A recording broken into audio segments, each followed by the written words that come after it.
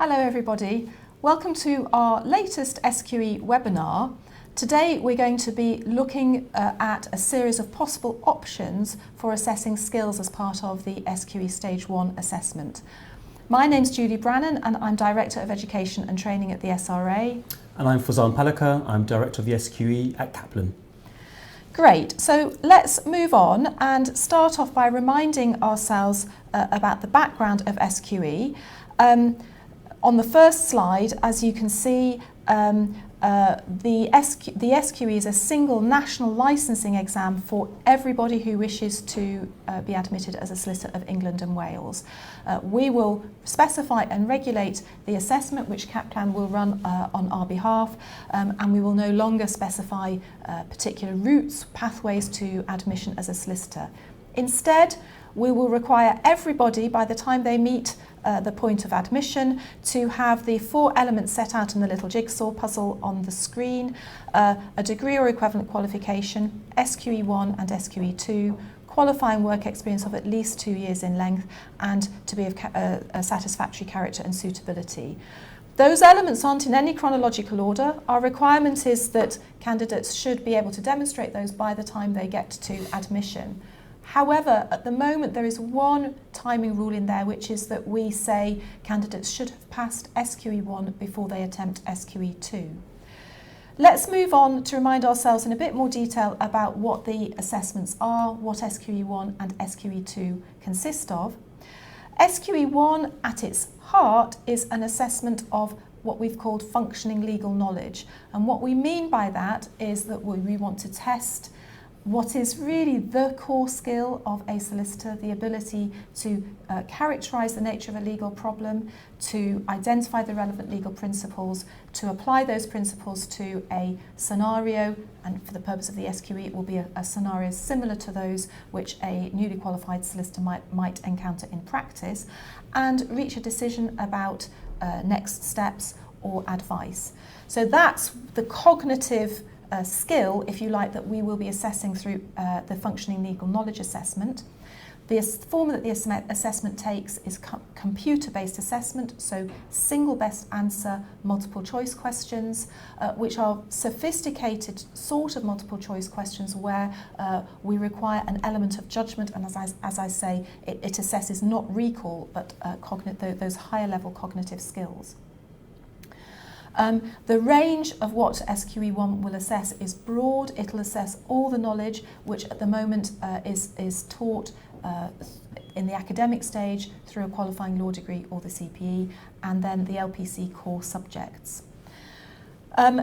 We have included in SQE 1 2 legal skills assessments at a threshold level: legal research and legal writing. And the reason for including those as part of SQE 1 is that many practitioners told us that they would be likely to ask candidates to have successfully completed SQE 1 before they commenced their qualifying work experience, and they wanted to be sure that these individuals had at least threshold legal research and legal writing skills, not at point of admission level, not at practicing solicitor level, but at a lower level.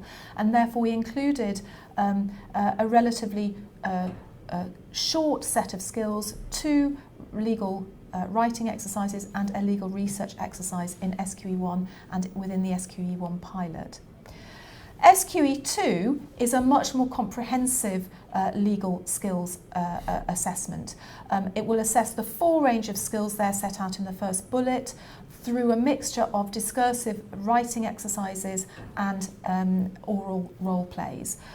They'll be assessed in the contexts that are set out there in the second bullet. Those contexts are closely aligned with the reserved areas of practice which solicitors are licensed to offer when they are admitted. One of the things that we want to look at through the SQE 2 pilot, which is coming up in December, is really whether we require everybody to take all of assessments in all of those areas, or whether we permit a degree of specialisation. Something to bear in mind about the SQE2 legal skills assessment is that they assess skills, but they also assess knowledge. So people will need, through, for example, an interviewing assessment to identify the right questions to ask and to give accurate legal advice. So having mentioned the SQE2 pilot and also mentioned the SQE1 pilot earlier, can I hand over to Fauzan now, who will talk about how the SQE1 pilot went? Thank you, Julie. So we ran an SQE1 pilot in March 2019. 318 candidates participated in 46 centres in England, Wales, Scotland and internationally. And we tested functioning legal knowledge, the FLK, and SQE1 skills. And so with regards to the findings, we felt that this was a useful and valid exercise that achieved our aims, and it showed us that it is possible to design an FLK assessment that is robust and manageable, and the operational aspects of the pilot went very well. However, having looked at the analysis, we've made 2 recommendations for change. One is to reduce the FLK from 3 papers of 120 questions to 2 assessments with 180 questions, and that will ensure that we've got the same coverage and number of questions. But also, if you think about the candidate journey, it's less burdensome on the candidate. And also, the reason to create 2 question papers of 180 items each was primarily because of reliability and validity of the actual exam. And this is also in line with other professional licensing exams. And we also felt that the SQE1 skills model wasn't as effective in the way that we piloted it, and that shouldn't be used in a live setting. And that was linked to the fact that there weren't sufficient number of skills that were being assessed, or sufficient number of assessments that would ensure reliability and validity of the exam. Yeah, and just to pick up on that, we took those recommendations to the SRA board, and the SRA board accepted Kaplan's recommendation in relation to reducing the functioning legal knowledge from 3 to 2 assessments. But what it said to us is that we should do some more work to explore possible other options, alternative ways to assess skills at SQE1 level. And it's worth just expanding a little bit on what we mean by reliability and validity. The crux of the problem in relation to SQE1 skills was that we didn't have sufficient data points to be precise enough about the cut score, where the boundary, if you like, between what is sufficient to be competent, safe to practice and to pass the assessment, and what was not sufficient. So it wasn't sufficiently precise and accurate so that we could be confident about pass-fail decisions at the borderline.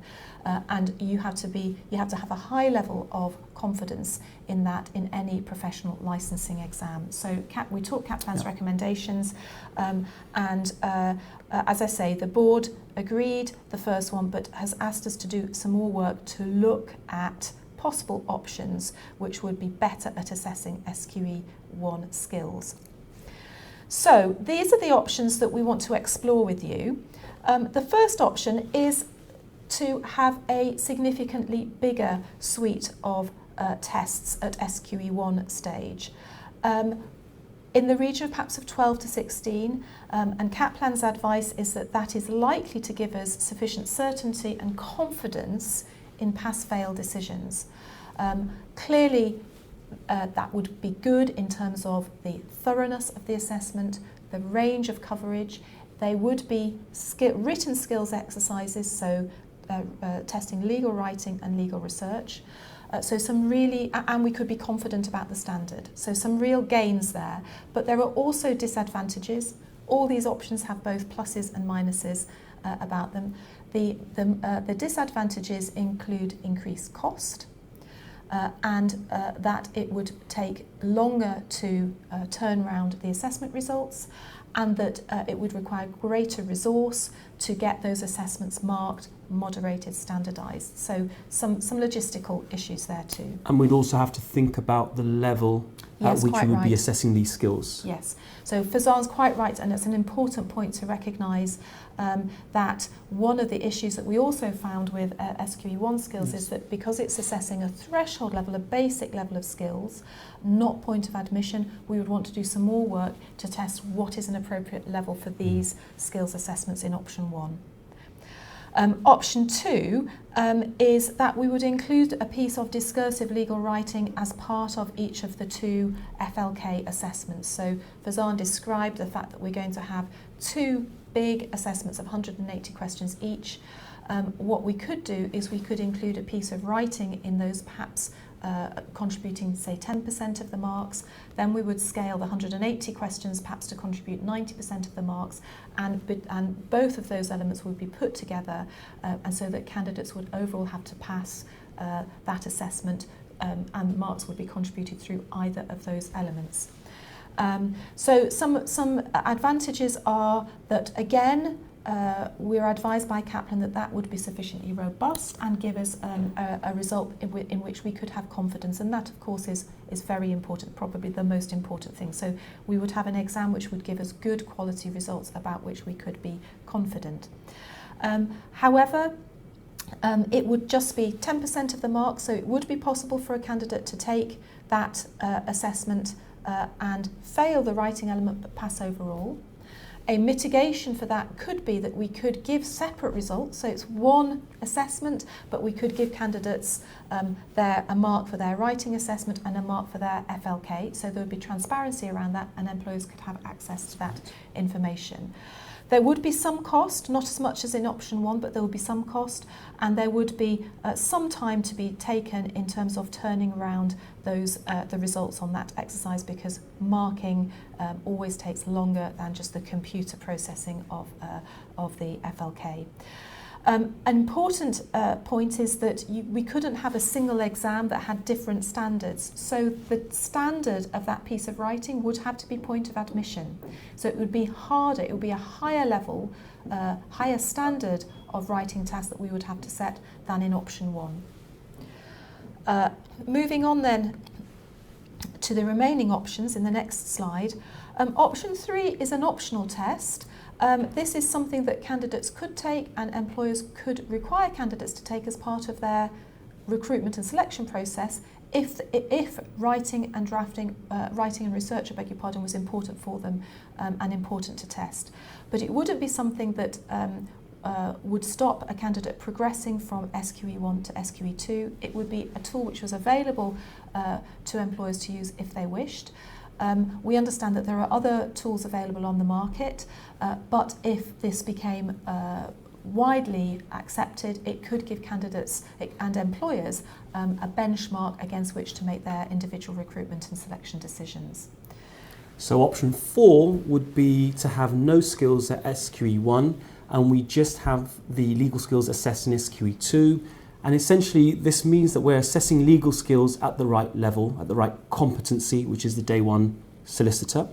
So that's the advantage of that. Obviously, a disadvantage may be that not all employers will be happy or sufficiently, content that the candidates that they were getting would have been assessed prior to SQE 2 on their written skills.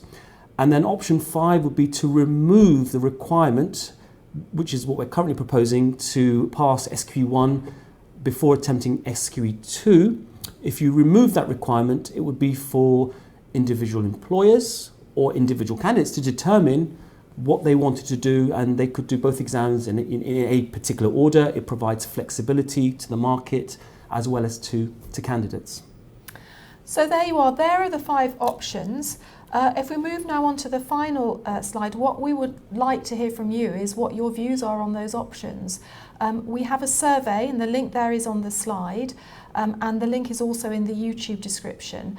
And what we would invite you to do is to click onto the link and take the survey so that we can take your views into account. We're very, very keen to hear from you.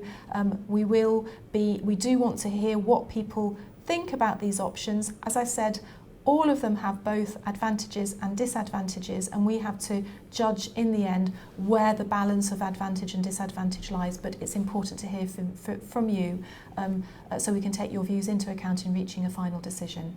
Thank you very much indeed for your time and attention through this webinar, and please do now click onto the survey and give us your views. Thank you. Thank you.